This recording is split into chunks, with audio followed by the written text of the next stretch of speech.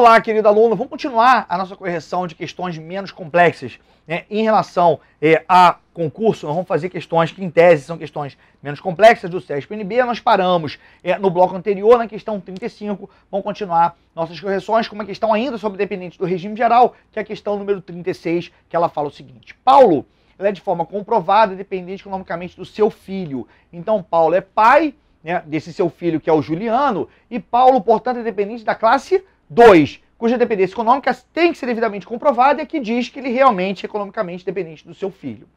Em viagem a trabalho, o filho dele, Juliano, sofreu um acidente e veio a falecer. Juliano, na época do acidente, ele era casado com Raquel. Nessa situação, Paulo e Raquel poderão requerer o benefício de pensão por morte, que deverá ser rateado entre ambos. Não vai não. Por que não?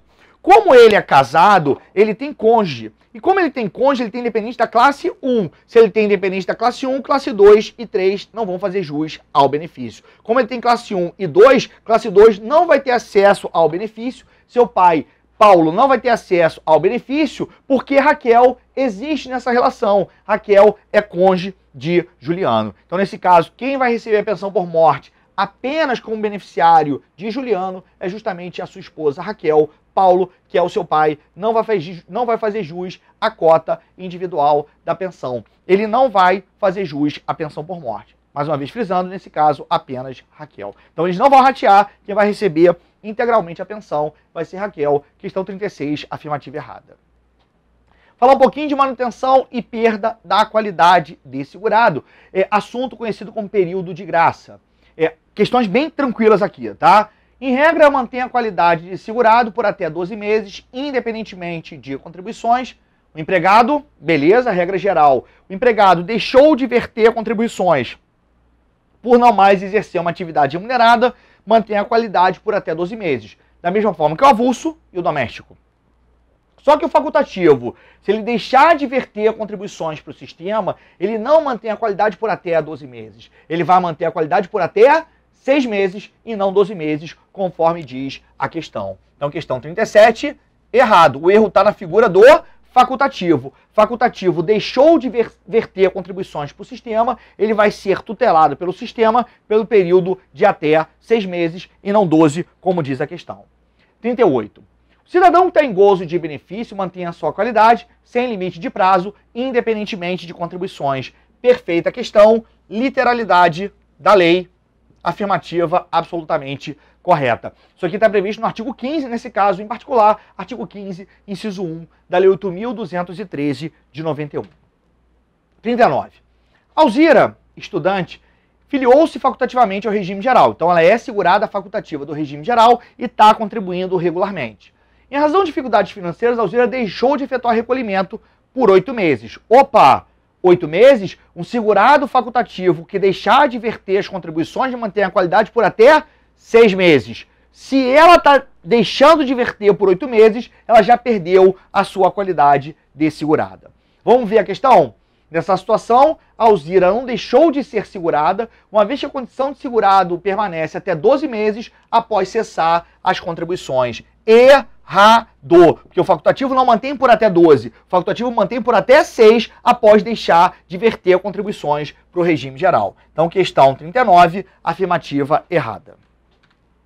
Questão 40. Em regra, o período de carência para concessão do benefício de auxílio-doença é de 12 contribuições mensais. Perfeito. Benefício por incapacidade exige uma carência para sua concessão de até 12 meses. É uma carência de 12 contribuições mensais, melhor dizendo. Então, tanto para o segurado aposentar por invalidez, quanto para ele sair em gozo do auxílio-doença, exige-se uma carência de, no mínimo, 12 contribuições mensais, regra geral. Por que regra geral? Acidente de qualquer natureza ou causa, o que vai englobar a doença profissional e a doença do trabalho, ou após filiação perante o regime geral, se o segurado for cometido de certas doenças previstas na legislação previdenciária, o benefício por incapacidade vai ser concedido independentemente de carência. Então vamos imaginar que o segurado se filiou perante o regime geral, um mês após a sua filiação, ele foi acometido de hanseníase ou de uma uma neoplasia maligna. Nesse caso, ele vai sair em gozo do benefício por incapacidade, dependendo do caso, né, se ela for temporária, ele sai em gozo do auxílio-doença, se ela for permanente, ele se aposenta por invalidez sem ter que verter no mínimo 12. Nesse caso, ele vai se aposentar por invalidez ou ele vai sair em gozo do auxílio-doença, independentemente de carência. Então, mais uma vez, olha o que a banca falou, regra geral. Então, regra geral, para conceder benefício por incapacidade, no caso aqui mencionou o auxílio-doença, exige-se uma carência de no mínimo 12 contribuições mensais, tá bom? Regra geral. Existe exceção que nós acabamos de mencionar. Então, questão 40, afirmativa correta, regra geral, a carência realmente é de 12 contribuições mensais. 41. A concessão do salário maternidade para segurada empregada independe de carência. Sensacional. 41, carência para empregada é 0, independe de carência. Para quais beneficiários exige-se uma carência para fins de percepção do salário maternidade? Resposta: contribuinte individual, segurado facultativo e o segurado especial. Lembrando que o segurado especial não precisa comprovar que verteu contribuições, porque existe conceito de carência especial para o segurado especial. O segurado especial, qual o conceito de carência para ele?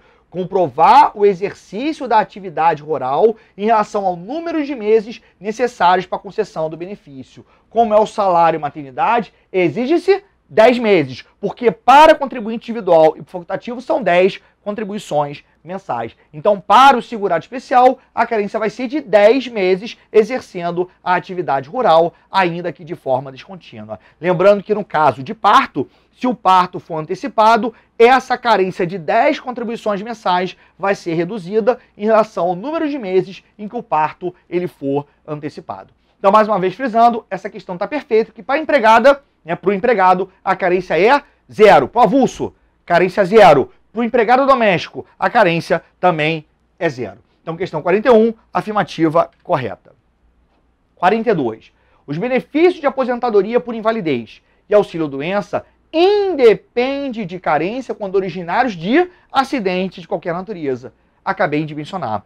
Acidente de qualquer natureza ou causa, ou após filiação ao regime geral, se for cometido de certas doenças previstas numa lista elaborada pela Previdência, a carência ela é 0 para fins de percepção de benefício por incapacidade, seja aposentadoria por invalidez, seja auxílio-doença. Então, no caso de acidente de qualquer natureza ou causa, esses benefícios por incapacidade serão concedidos independentemente de carência. Então, questão 42, afirmativa correta. Questão 43. Diz aí, segundo a legislação sobre planos de benefícios da Previdência, o período de carência é o número mínimo de contribuições mensais indispensáveis para que o beneficiário faça jus ao benefício. Sensacional a questão, isso nada mais é do que o conceito de carência, vale a sua leitura para fins de você consolidar o seu entendimento. Isso aqui é exatamente o conceito de carência para fins previdenciários. Número mínimo de contribuições mensais que deverão ser vertidas para que o beneficiário faça jus a certas prestações previdenciárias. Então, 43, afirmativa correta. Rita contribuiu para o regime geral por 30 anos, tendo uma renda mensal variado ao longo do período contributivo. Havendo cumprido os requisitos legais, Rita requereu o benefício de aposentar por tempo. Nessa situação, o valor do salário de benefício de Rita consiste na média aritmética dos últimos 36 contribuições feitas junto ao regime geral. Nossa mãe do céu, que absurdo! Como se calcula o salário de benefício de uma aposentadoria por tempo? Média aritmética simples dos maiores salários de contribuição correspondentes a 80% de todo o período contributivo, multiplicando o fator previdenciário. Lembrando que esse fator previdenciário você multiplica obrigatoriamente no cálculo do salário de benefício da aposentadoria por tempo. Lembrando que na teoria nós já vimos regra para flexibilizar a aplicação desse fator previdenciário no cálculo do salário de benefício da aposentadoria por tempo. Isso aí a gente já viu lá na teoria, a gente vê isso na teoria. Então, não se calcula com base nos últimos 36 meses, mas sim com base em todo o período básico de cálculo. Pega o período básico, pega as 80% maiores, expurga as 20% menores e faz uma média aritmética simples dessas 80% maiores. Lembrando, no caso de aposentadoria por tempo, multiplica-se no cálculo do salário de benefício o fator previdenciário. Atualmente, tem como flexibilizar essa aplicação, isso é matéria da turma teórica. 44, então, afirmativa errada. 45. Vamos lá. Maria, ela é casada, sofreu um acidente do trabalho, dia 1º de fevereiro de 2018. Ficou afastada da empresa em que trabalha por 3 meses, recebendo auxílio-doença até a data imediatamente anterior ao seu retorno, que ocorreu no dia 2 de maio de 2018. A data do acidente, o cônjuge de Maria tinha 44 anos de idade. Nessa situação hipotética, durante o afastamento por incapacidade temporária, a renda mensal inicial do benefício previdenciário recebido por Maria deve ter correspondido a 91% do salário de benefício. Questão 45, sensacional. Qual é a renda mensal do benefício auxílio-doença? Resposta, 91% do salário de benefício. Fazemos a média aritmética simples. Vamos imaginar que eu encontrei aqui o valor de R$2.000. A renda mensal do benefício não vai ser 100% disso, mas sim 91%. Nesse caso, o auxílio-doença vai ser no valor de 1.820. Lembrando que atualmente existe uma limitação do auxílio-doença. O artigo 29, parágrafo 10, prevê o seguinte: o valor do auxílio-doença, a renda mensal do auxílio-doença, não pode ultrapassar a média aritmética simples dos 12 últimos salários de contribuição. Então, por mais que a gente faça o cálculo pela regra geral, existe um fator limitador, que são os 12 últimos salários de contribuição. Então, vamos imaginar que fez o cálculo, analisando aqui. Se a pessoa verteu contribuições nos últimos 12 meses sobre o salário mínimo, qual é o valor do benefício? Um salário mínimo, infelizmente. Tá? Isso é por causa da crise econômica. A gente já viu esse fator limitador do auxílio-doença lá na nossa turma teórica. Tá? Isso é uma matéria para a turma teórica, não cabe aqui na nossa turma de simulado. Então essa questão aqui, afirmativa correta. Questão 45, afirmativa correta. Vamos lá. 46. A renda inicial do benefício de aposentadoria por tempo de um empregado doméstico é calculado com base no salário de contribuição. Nem leio mais.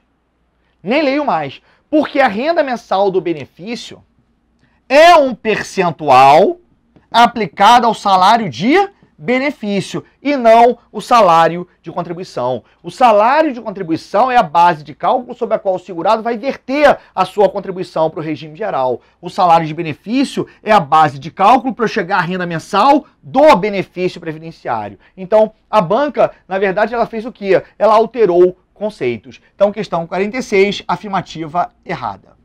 Questão 47, vamos lá. Roberto, ele é empregado de uma empresa, Silva & Silva, e há mais de 1 ano e 8 meses, na qual recebe um salário mensal equivalente a um salário mínimo. Ele deverá afastar-se do seu trabalho por 4 meses em função de um problema cardíaco atestado em perícia médica, do INSS. Caso, após seu afastamento do trabalho, Roberto não recupere a sua saúde e se comprove a sua incapacidade absoluta para o seu trabalho, o INSS poderá conceder-lhe aposentadoria por invalidez. Sensacional! Então, questão 47, afirmativa correta, porque se ele tem uma incapacidade temporária, o que a Previdência faz? Coloca ele em gozo do auxílio-doença e acompanha esse segurado por meio de perícias. Quando o perito, ao constatar o caso prático, verifica que essa incapacidade não é temporária, mas sim permanente, o que a Previdência faz? Converte um benefício por incapacidade no outro, converte o auxílio-doença em aposentadoria por invalidez. Então, questão 47, afirmativa correta. Daniel, ele é aposentado por invalidez, retorna à atividade voluntariamente. Ele quis, ao seu bel prazer. O que a gente vê no artigo 46 da Lei 8.213? Se ele retornar voluntariamente à atividade, o que a Previdência faz? Cancela o benefício a partir do retorno e não do conhecimento do fato. Retorno voluntário, cancela o benefício a partir do retorno. Que diz a questão? Nessa situação, o benefício da aposentadoria por invalidez será cassado a partir da data desse retorno. Questão 48, correta, literalidade do artigo 46 da Lei 8.213 de 91. Questão 49. Um trabalhador urbano, segurado do regime geral, completou 65 anos de idade no corrente ano de 2015 e pretende aposentar-se por idade. Nessa situação, esse trabalhador terá direito ao benefício desejado, desde que comprove ter contribuído à Previdência, tá aqui tá Providência, né? Previdência, contribuído à Previdência por pelo menos 30 anos, Que absurdo, no regime geral não tem vinculação da idade ao tempo. Se ele, na verdade, já tem a idade necessária e já preencheu o requisito carência, ou seja, já verteu no mínimo 180 contribuições mensais, ele já faz jus à aposentadoria por idade. Então, quer aposentar por idade no regime geral, duas condições devem ser preenchidas. Uma delas, requisito etário, ele tem, porque homem, 65 anos, mulher, 60 anos, onde essa idade é mitigada em 5 anos para quem? Para o rural, inclusive o garimpeiro em regime de economia familiar. Uma vez que o requisito etário esteja preenchido, qual é o outro requisito necessário? Carência, ter vertido no mínimo 180 contribuições mensais. Então não precisa ter tempo de contribuição. Então questão 49, afirmativa errada. Questão 50. Roberto, empregado da empresa XYZ, microempresa, há 30 anos, pretende requerer à Previdência, no dia 1º de outubro de 2018, a concessão de uma aposentadoria por tempo.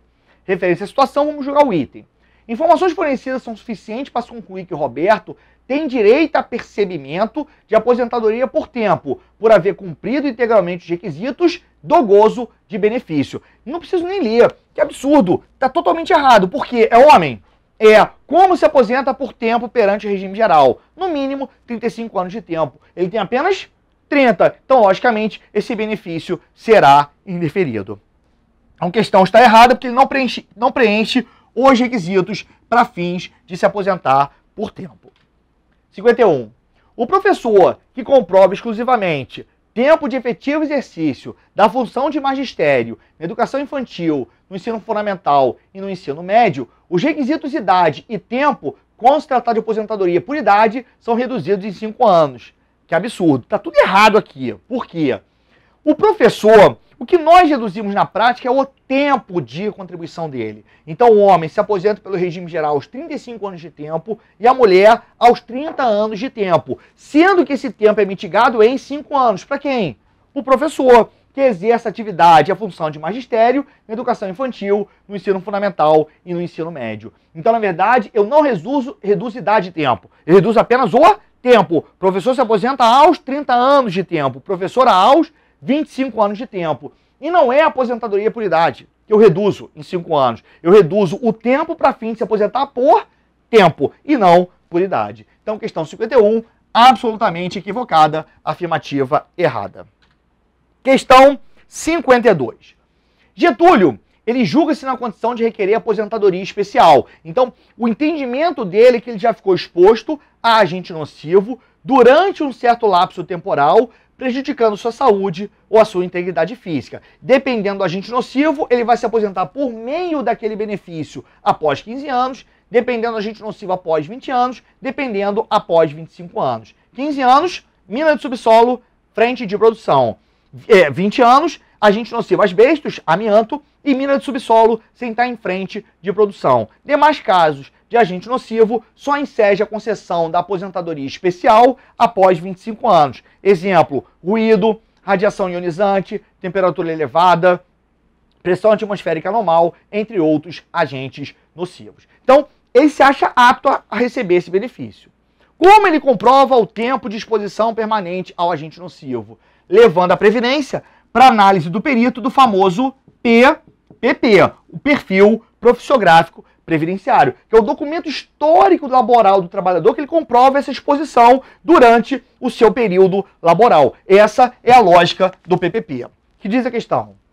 Nessa situação, ele deverá instruir seu pedido com um perfil profissiográfico previdenciário, documento emitido pela empresa em que trabalha e é embasado em quê? Com base no laudo técnico de condições no ambiente de trabalho, o famoso LTCAT.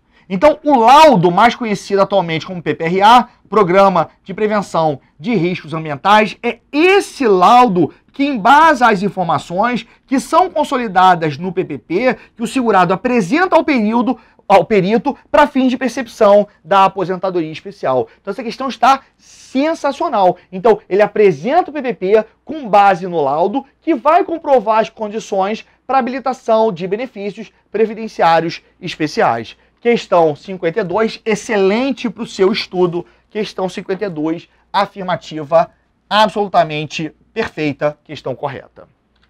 53. Roberto é empregado da empresa Silva e Silva, mais de 1 ano e 8 meses, do qual recebe salário mensal equivalente ao salário mínimo. Deverá afastar-se do trabalho por 4 meses em função de um problema cardíaco. Nessa situação, durante o período de 4 meses de afastamento, Roberto faz jus ao auxílio acidente. Nossa, mãe do céu, que absurdo. Não é auxílio acidente. Qual é o benefício que vai ser concedido para Roberto? Auxílio doença, que ele tem uma incapacidade temporária para o seu trabalho em período superior a 15 dias consecutivos. No caso dele, período de 4 meses. Fato que incede a concessão do auxílio doença e não do acidente. Qual o evento que incede a concessão do auxílio acidente? Ter o segurado uma sequela definitiva, sequela consolidada, decorrente de um acidente de qualquer natureza que está reduzindo sua capacidade laborativa. Esse é o evento que enseja a concessão do auxílio acidente, que não se enquadra no caso em comento. No caso aqui, é justamente a situação que enseja a concessão do auxílio doença. Então, questão 53, afirmativa errada. 54.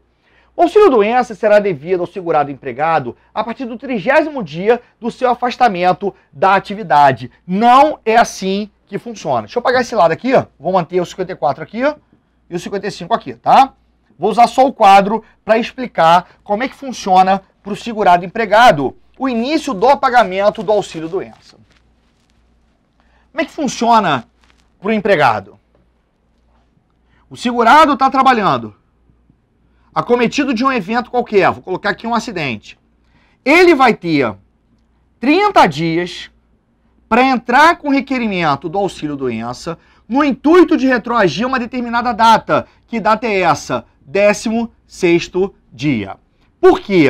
Porque esses 15 primeiros dias, eles são custeados pela empresa. É o famoso período de espera. Então, para o segurado empregado, os 15 primeiros dias são custeados pela empresa. E ele vai passar a receber o benefício a partir de que dia?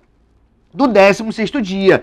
Desde que ele venha requerer o benefício dentro de 30 dias a contar do evento. Teve evento, pede em 30, retroage ao 16º dia. Se ele não respeitar esse lapso temporal de 30 dias, se ele solicitar após os 30 dias, o benefício será devido a partir da DER. Então ele não recebe a partir do 30º dia. A empresa não vai custear 30, ela vai custear apenas 15. Então ele recebe a partir do 16º dia. Então questão 54, afirmativa errada. Tá bom? Questão 55 fala o seguinte: Rubens e sua esposa Amélia têm 2 filhos. Trabalham, são segurados do regime geral e são considerados de baixa renda. Nessa situação, o salário família é pago apenas a um deles. Lógico que não. Se ele é empregado, ele é de baixa renda e ele possui filhos, ele tem as condicionantes, lembrando, filhos menores de 14 anos ou então inválidos. Filhos ou equiparados, menores de 14 anos ou então inválidos. Ele, que no meu caso é Rubens, preenche todas as condicionantes para fins de percepção do salário família. Só que você tem que analisar ela, que no caso é Amélia, separadamente. Amélia, ela é beneficiária. Ela é empregada? Sim. Baixa renda? Sim. Possuindo filhos? Sim. Então ela também faz jus. Então eu não pago apenas para um. Eu analiso cada qual separadamente. Ele faz jus e ela também. Eu não vou pagar apenas um. Eu vou pagar para ambos. Ambos fazem jus às cotas do salário família. Lembrando que são tantas cotas quanto o número de filhos. Então essa questão está equivocada. Não é para apenas um deles, mas sim para cada qual. Se todos preenchem as condições, ambos fazem jus à percepção das cotas do salário família. Estamos terminando. Provavelmente é o último quadro.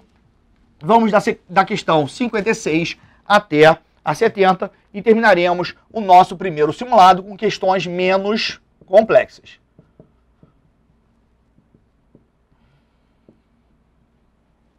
Vamos lá. 56. A renda mensal inicial do salário maternidade para segurar a empregada corresponde à sua remuneração e ela é pago pela empresa. É observada a compensação perante o INSS. Questão 56, gabarito correto. Lembrando o seguinte, tem ressalva, tá? Essa questão ela é até passível de recurso pelo seguinte: para segurar a empregada gestante, quem paga é a empresa. É isso que funciona, é essa regra. E é justamente a remuneração, salvo a empregada do MEI. Então, como tem exceção, tinha que tomar cuidado com essa questão. Mas, pela regra geral, a lógica é essa mesma. Então, a empresa paga o benefício, apura o quanto devido à Previdência. Exemplo, a empresa deve 10 mil. Ela paga nessa competência R$1.000 de salário maternidade para uma de suas beneficiárias. O que a empresa faz? Um encontro de contas. Devo 10, paguei R$1.000 de salário maternidade, eu reembolso esse valor. Ou seja, na prática, nessa competência, eu pago 9 mil. Para segurada empregada gestante, quem paga é a empresa. Todos os demais casos, quem paga é o INSS. Só uma ressalva. Para segurada empregada gestante, quem paga é o INSS, salvo a empregada do MEI. A empregada do MEI, quem paga é direto o INSS. Todos os demais casos, INSS. Pergunta, para segurada, empregada, adotante, quem paga? INSS. Tá? Só gestante, quem paga é a empresa. Questão 57. Cláudia está grávida? Exerce uma atividade rural como segurada especial da Previdência. Nessa situação, ela tem direito ao salário maternidade desde que comprove o exercício da atividade rural nos últimos 10 meses imediatamente anteriores à data do parto ou do requerimento do benefício, quando solicitado antes do parto, mesmo que a atividade tenha sido realizada de forma descontínua. Perfeita a situação. É só para lembrar que o conceito de carência para o segurado especial não é a comprovação de contribuições vertidas, mas sim comprovação de exercício da atividade rural em relação ao número de meses necessários para fins de concessão do benefício. Então, questão 57, absolutamente perfeita. Questão 58. Maria, casada, sofre um acidente no dia 1º de fevereiro de 2018. Se afasta da empresa por 3 meses. Recebe auxílio-doença até retornar nessa data aqui, 2 de maio de 2018. Na data do acidente, o cônjuge de Maria tinha 44 anos de idade. Nessa situação hipotética, após o retorno, Maria poderá pleitear auxílio-acidente somente se persistirem sequelas que impliquem na redução da capacidade laboral. Perfeita a questão. Por quê? Saiu em gozo do auxílio-doença. Ao retornar, ela tem uma sequela consolidada e que está reduzindo sua capacidade laborativa, é justamente esse o evento que incide a concessão do auxílio-acidente. E a Previdência, ela faz o quê? Converte o benefício por incapacidade, que no caso é auxílio-doença, convertendo ele em auxílio-acidente. Por causa de quê? Por causa da sequela consolidada decorrente do acidente de qualquer natureza e que está reduzindo a capacidade laborativa dessa segurada. Então, resposta da questão, afirmativa correta. Questão 59. Somente poderão beneficiar-se do auxílio-acidente empregado, avulso e o segurado especial. Na época da prova dessa questão aqui, o gabarito era correto, não é mais. Com a Lei Complementar 150 de 2015, nós temos mais um beneficiário do auxílio-acidente. Que beneficiário é esse? O doméstico. Então hoje nós temos como beneficiários do auxílio-acidente o empregado, inclusive o doméstico, o avulso e o segurado especial. Então hoje nós temos 4 beneficiários. O segurado empregado doméstico, o segurado que é o trabalhador avulso e também o segurado especial. Então hoje a afirmativa estaria errada. Na época da prova, a afirmativa era correta. 60. Tomás, segurado empregado do regime geral, teve sua capacidade laborativa reduzida por sequelas decorrentes de grave acidente. Nessa situação, se não tiver cumprida a carência de 12 meses, não receberá o auxílio-acidente. Errado. Auxílio-acidente é benefício concedido independentemente de carência. Então, auxílio-acidente não exige carência para sua concessão. Afirmativa 60, afirmativa errada. Vamos lá. Questão 61. João é padeiro, contribuiu para o regime geral por 30 anos. Completará 60 anos de idade em 2016. Ele é casado há mais de 20 anos com Márcia, 45 anos de idade, o qual tem 2 filhos, João Carlos, que tem 24 anos e é inválido, e João Vitor, que tem 10 anos de idade. Considerando a situação hipotética, vamos julgar o item, tá? Se João falecer após conceder o benefício previdenciário, seus dependentes terão direito à pensão, salvo João Carlos, que já possui 24 anos. Errada a afirmativa. Por quê? Porque João Carlos, em que pese já ter 24 anos, ele é um dependente na condição de inválido. Tá aqui, só pra gente pegar aqui na questão. João Carlos tem 24 anos e é inválido. Pressupondo, logicamente, que a invalidez ocorreu antes da perda da sua qualidade de dependente. Então, o que acontece é, ele é inválido. Quando ele atinge o requisito etário de 21 anos, ele perde a qualidade? Lógico que não. Então, ele se mantém na condição de inválido, continua sendo dependente do regime geral. Então, o requisito etário, por ele ser inválido, não vai influenciar em nada. Ele também vai fazer jus à pensão por morte. Então, questão 61, gabarito errado. 62.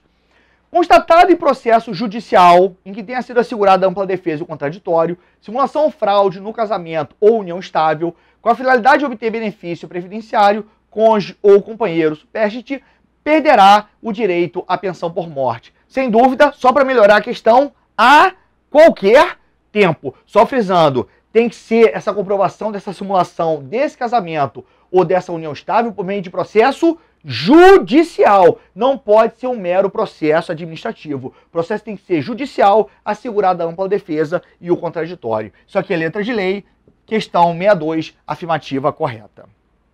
63. José tem 20 anos de idade e recebe pensão decorrente do falecimento de seu pai, Silas, de quem é filho. Nessa situação, quando José completar a idade de 21 anos, o benefício será extinto, haja vista a inexistência de outros dependentes da mesma classe. Perfeito. Quando ele atinge 21 anos, ele perde a qualidade de dependente, perdendo a parte individual da sua pensão. Se não tiver mais nenhum dependente daquela classe, o benefício será devidamente cancelado. Então, questão 63, gabarito da questão, afirmativa correta. 64.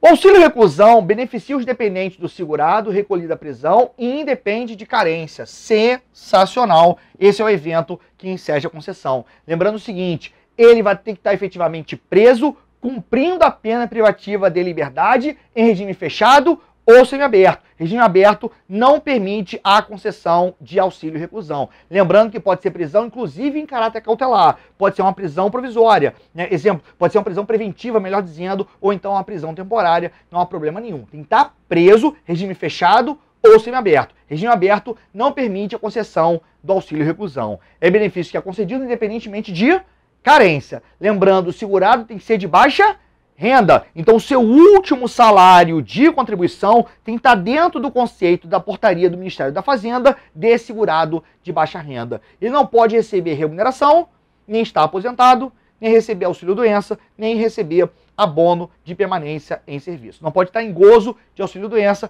nem estar recebendo abono de permanência em serviço. Tudo isso nós vimos na nossa aula teórica. Então, questão 64, afirmativa correta. 65.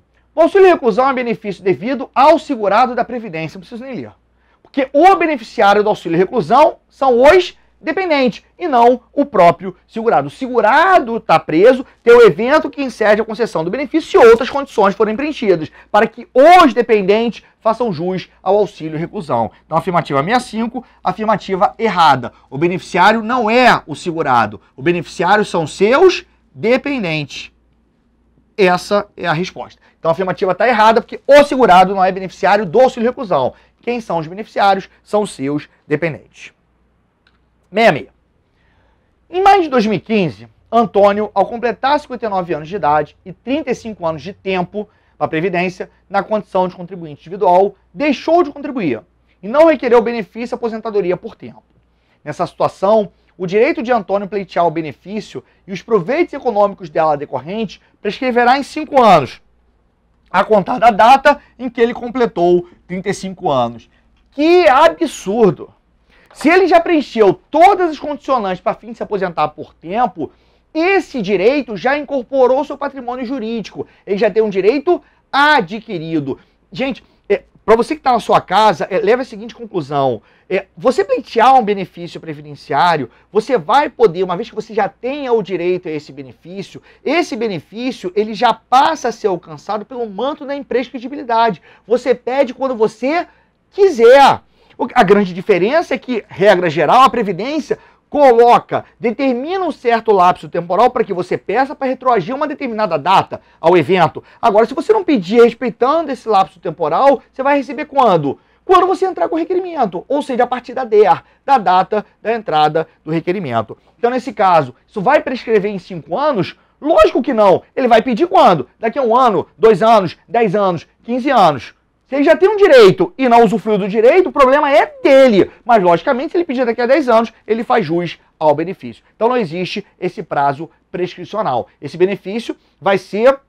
Ele está protegido pelo manto da imprescritibilidade. Ele vai poder ser solicitado a qualquer tempo. Preencher os requisitos, ele vai fazer jus ao beneficiário quando ele quiser, né, ao seu bel prazer. Então, questão 66, não tem prescrição aqui, afirmativa errada. 67. O segurado do regime geral que se encontra aposentado por idade e continue trabalhando sob o mesmo regime, faz jus ao auxílio-doença, caso fique temporariamente impossibilitado por trabalho, chance zero. Se ele voltar a exercer uma atividade, ele é um segurado obrigatório, vai ter que verter contribuições. Mas o fato de ele estar aposentado impede que ele faça jus ao mesmo tempo de um auxílio-doença. Então, ele aposentado, voltou a trabalhar, está vertendo contribuições, se ele for cometido de um evento e tiver uma incapacidade temporária para o seu trabalho em período superior a 15 dias consecutivos, o máximo que ele tem é ter uma prioridade para passar pelo procedimento de reabilitação profissional. Nada além disso. Acumular a aposentadoria com auxílio-doença, chance zero. Impossível ele acumular. Então aqui diz que ele vai fazer jus errado. Ele não pode acumular a aposentadoria com auxílio-doença. Então afirmativa 67, afirmativa errada. 68. Sofia, pensionista da Previdência, em decorrência da morte de seu primeiro marido, João resolveu casar-se com Eduardo, segurado empregado. Só uma ressalva. Ela já é pensionista. Então ela recebe pensão por morte de um marido, né? Marido dela que faleceu.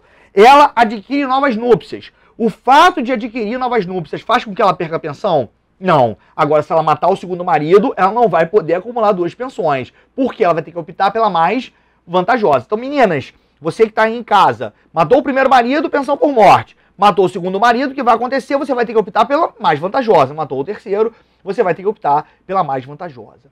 É possível acumular pensão por morte do regime geral? Lógico que é. Exemplo, só um caso prático aqui, tá? Você tem aqui um segurado, uma segurada, esse casal tem um filho de 3 anos, por exemplo. E aí esse casal foi viajar, né? E aí, ao viajar, situação de um acidente de carro, ambos vêm a falecer, situação de comoriência. E a pergunta é, essa criança faz jus à pensão por morte do pai, mais a pensão por morte da mãe? Lógico que sim. O que você não pode acumular é pensão por morte deixada por quem? Por cônjuge, companheiro ou companheira. Nesse caso, são pensões inacumuláveis. Então, mais uma vez frisando, é possível acumular a pensão por morte do regime geral? Sim, desde que não sejam pensões decorrentes de quem? De cônjuge, companheiro ou companheira. Diz aí, 6 meses após o casamento, Eduardo faleceu. Essa mulher é viúva negra, né? Matou o primeiro, matou o segundo, né? Nessa situação, Sofia poderá acumular as 2 pensões. Chance zero. Chance zero. Afirmativa errada. Ela opta pela mais vantajosa. A 68 errado. 69. É admissível a acumulação de pensão por morte com aposentadoria por tempo? Lógico que sim. Você é segurado, casado com uma segurada. Ela faleceu, você recebe pensão.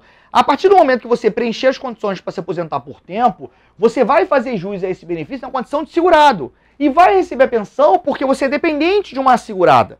Ela faleceu, você recebe pensão na qualidade de dependente. E faz jus a esse benefício na qualidade de você beneficiário como segurado do regime geral. São benefícios absolutamente acumuláveis. Então, questão 69, afirmativa correta. E para finalizar, equipara-se a acidente do trabalho o acidente sofrido pelo segurado no local e no horário do seu trabalho, em consequência de desabamento, inundação, incêndio ou outros casos fortuitos ou motivo de força maior. Perfeito, artigo 21 da Lei 8.213 de 91. Tivemos aula aqui no curso específica de acidente do trabalho, vimos tudo, tanto o conceito, doença profissional, doença do trabalho, equiparação, nexo técnico epidemiológico, emissão de CAT, né, multa por não cumprimento de obrigação acessória, quem tem a obrigação, né, de proteger o trabalhador, investir em equipamento de proteção individual e equipamento de proteção coletiva. Vimos tudo isso em aula específica de acidente do trabalho. Cai em prova. Tá aqui uma questão de equiparação, situação de equiparação, acidente do trabalho. Tudo isso nós vimos na nossa parte teórica. Então, questão 70, artigo 21 da 8.213, afirmativa correta. Tá bom? Simulado até certo ponto tranquilo.